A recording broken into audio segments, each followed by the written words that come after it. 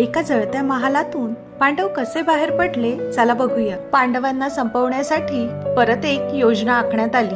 त्यासाठी एक भव्य महल बांधला गेला। किती सुंदर आहे हे। होय, हे खरंच स्वर्गासारखं आहे। मी यापूर्वी कधीच असं काही पाहिलं नाही। चला आपण जवळ जाऊन पाहूया। संधी मिळताच या लाक्ष महालाला आग लावण्यात आली आणि बघता बघता पूर्ण महल अगदी आगीच्या विळख्यात येऊ लागला।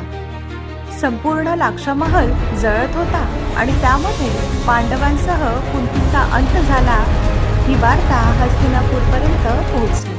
दुर्योधन, कर्ण आणि शकुनी यांना वाटले आपली योजना पूर्ण झाली, पण विदुरला हे आधीच माहिती होते। त्यामुळे त्याने पांडवांना ही शक्यता सांगितली होती। पांडवांबद्दल सगळीकडे शोक व्यक्त होऊ लागला होता आणि दुसरीकडे पांडवांनी मिळून एक गुप्त बोगदा तयार केला आणि त्यातून सगळे पांडव अगदी सुखरूपपणे लाक्ष महालातून बाहेर पडले। दुर्योधनाला कल्पनाही नव्हती की हे पांडव परत त्याला मारण्यासाठी येणार आहेत। पूर्ण महाल नष्ट झाला आणि पांडवांचा अंत झाला असे घोषितही झाले। पण बुद्धिमान पांडव या कठीण प्रसंगातून पूर्णपणे बाहेर पडले। पण या प्रसंगानंतर मात्र पांडवांना कळले होते की हे आपले कधीच नव्हते।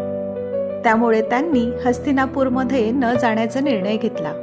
तुम्हाला ही लाक्षागृहाची कथा कशी वाटली कमेंटमध्ये नक्की सांगा आणि अशाच नवीन कथा ऐकण्यासाठी माझ्या चॅनलला सबस्क्राईब करा। धन्यवाद।